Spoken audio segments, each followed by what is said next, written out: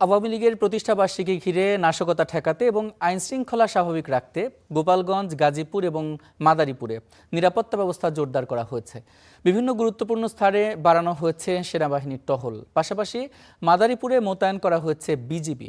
আইনশৃঙ্খলা পরিস্থিতির সবশেষ খবর জানাতে গোপালগঞ্জ, গাজীপুর এবং মাদারীপুর থেকে যুক্ত হচ্ছেন আমাদের সহকর্মীরা। ফয়সাল, বাবু এবং আকাশ, আপনাদের তিনজনকেই স্বাগত। প্রথমে গোপালগঞ্জের খবর জানবো ফয়সালের কাছ থেকে। ফয়সাল, আওয়ামী লীগের প্রতিষ্ঠা বার্ষিকী ঘিরে কোনো ধরনের নাশকতা সৃষ্টির শঙ্কা আছে কিনা গোপালগঞ্জে, আর আইনশৃঙ্খলা বাহিনীর তৎপরতা কেমন দেখছেন? এমন যেমনটি বলছিলেন যে কার্যক্রম নিষিদ্ধ আওয়ামী লীগের প্রতিষ্ঠাবার্ষিকী উপলক্ষে যে কোনো ধরনের নাশকতার শঙ্কা কিংবা কোনো ধরনের মিটিং মিছিল হয়েছে কিনা, আসলে গোপালগঞ্জে এখন পর্যন্ত আমরা কোনো ধরনের এই প্রতিষ্ঠাবার্ষিকী উপলক্ষে তাদের কোনো মিটিং বা মিছিলের খবর এখন পর্যন্ত পাইনি।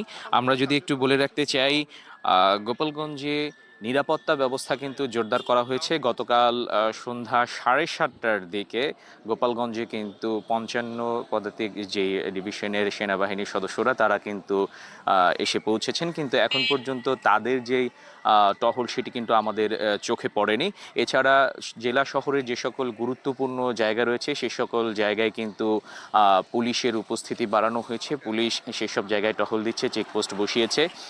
এর বাইরেও জেলা পুলিশের পক্ষ থেকে যিনি পুলিশ সুপার রয়েছেন তার সাথে আমরা কথা বলেছি, তিনি আমাদেরকে যেটি বলেছেন, গোপালগঞ্জে এখন পর্যন্ত এই যে কার্যক্রম নিষিদ্ধ আওয়ামী লীগের যে প্রতিষ্ঠা বার্ষিকী উপলক্ষে যে পরিবেশ কিংবা আওয়ামী লীগের যারা কর্মীরা রয়েছেন তাদের যে মিটিং মিছিল কিংবা কোনো ধরনের অপ্রীতিকর পরিস্থিতি তৈরির যে বিষয়টি সেটি কিন্তু এখন পর্যন্ত ঘটেনি গোপালগঞ্জে। এবং এই বিষয়ে কোনো ধরনের সহিংসতা কিংবা অপ্রীতিকর ঘটনা এড়াতে কিন্তু পুলিশ প্রশাসনের পক্ষ থেকে পর্যাপ্ত নিরাপত্তা ব্যবস্থা জোরদার করা হয়েছে। শহরের গুরুত্বপূর্ণ পয়েন্টগুলো যে পুলিশের মোতায়েন রয়েছে, সেই সাথে আমরা যদি একটু বলে রাখতে চাই, পুরো জেলা জুড়েই কিন্তু যে সকল জায়গায় আসলে আওয়ামী লীগের নেতাকর্মীরা কোনো ধরনের মিটিং মিছিল করতে পারে কিংবা কোনো ধরনের অপ্রীতিকর পরিস্থিতি তৈরি করতে পারে সেই সব জায়গাতে কিন্তু পুলিশের নজরদারি টহল বাড়ানো হয়েছে। সাদা পোশাকে কিন্তু পুলিশের সদস্যরা, আইন শৃঙ্খলা রক্ষাকারী বাহিনীর সদস্যরা তারা কিন্তু মোতায়েন রয়েছেন। আরেকটি বিষয় যদি একটু বলে রাখি যে গোপালগঞ্জে কিন্তু গতকালকে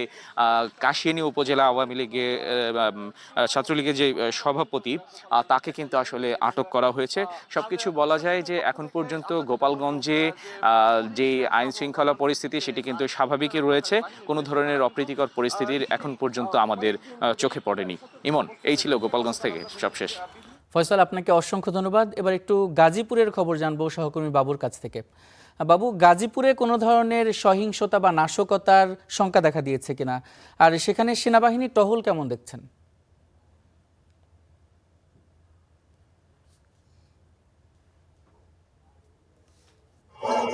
এবং গাজীপুরের যে আইন শৃঙ্খলা পরিস্থিতি স্বাভাবিক রাখতে গাজীপুর সহ ঢাকা সহ আসলে 6টি জেলায় যে সেনা মোতায়েনের নির্দেশনা দেওয়া হয়েছে স্বরাষ্ট্র মন্ত্রণালয় থেকে, সেই সেনা মোতায়েনের যে সেটি কিন্তু এখনো আমরা গাজীপুরে দেখিনি। কোনো জায়গায় আসলে গাজীপুরের যে শহরগুলো রয়েছে এবং মহাসড়কগুলো রয়েছে সেই মহাসড়কের যে রাস্তাগুলো সেখানে কিন্তু আমরা গতকাল রাত এবং আজকে সকাল থেকে আসলে দেখেছি কোনো জায়গায় আসলে সেনাবাহিনীর কোনো টহল কিন্তু এখনো আমাদের চোখে পড়েনি।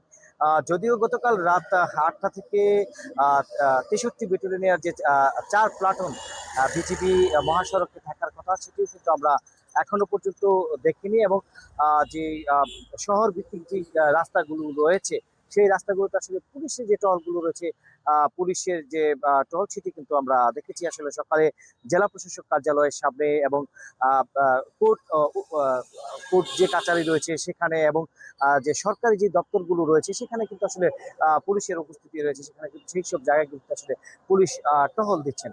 এছাড়াও যদি বলি যে আসলে নিষিদ্ধ ঘোষিত যে আওয়ামী লীগ, ছাত্রলীগ, যুবলীগের যে প্রতিষ্ঠা আওয়ামী লীগের যে প্রতিষ্ঠা মাসিক উপলক্ষে যেসব জায়গাগুলোতে আসলে বিশৃঙ্খলা হওয়ার কথা রয়েছে সেই সব জায়গাগুলোতে কিন্তু আসলে আইন শৃঙ্খলা বাহিনী পর্যাপ্ত পরিমাণ সেখানে কিন্তু আইন শৃঙ্খলা বাহিনী রয়েছে এবং টহল সেখানে কিন্তু আইন শৃঙ্খলা বাহিনী রয়েছে। এছাড়াও কিন্তু আসলে গোয়েন্দা বাহিনী, সিভিলে তারা কিন্তু নজরদারিতে রেখেছেন।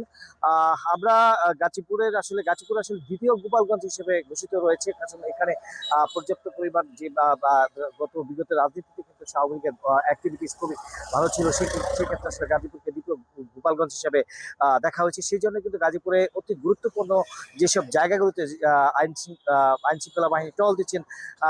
এছাড়াও কিন্তু আমরা দেখেছি এর আগে গাজীপুরে বিভিন্ন বিভিন্ন জায়গায় কিন্তু আসলে ছাত্রলীগ যুবলীগ কিন্তু মিছিল করেছেন, গতকালকের আগের দিনের জায়গায় মিছিল করেছেন। সব মিলিয়ে আসলে আইন শৃঙ্খলা বাহিনী গাজীপুরে এখনো কোনো ধরনের বিশৃঙ্খলার সৃষ্টি হয়নি। তো আগামী দিনে আসলে আইন শৃঙ্খলা বাহিনী কতটুকু তাদের যারা শৃঙ্খলার বজায় রাখতে পারবে সেটি দেখার বিষয়। ইমন, এই ছিল আমার। বাবু, আপনাকে অসংখ্য ধন্যবাদ। এবার আমরা মাদারীপুরের খবর জানবো সহকর্মী আকাশের কাছ থেকে। আকাশ, আইন শৃঙ্খলা পরিস্থিতি স্বাভাবিক রাখতে মাদারীপুরে তো বিজিবি মোতায়েন করা হয়েছে, তো এখন পর্যন্ত কত প্লাটুন বিজিবি মোতায়েন করা হয়েছে আর এখন পর্যন্ত তারা মাঠে নেমেছেন কিনা?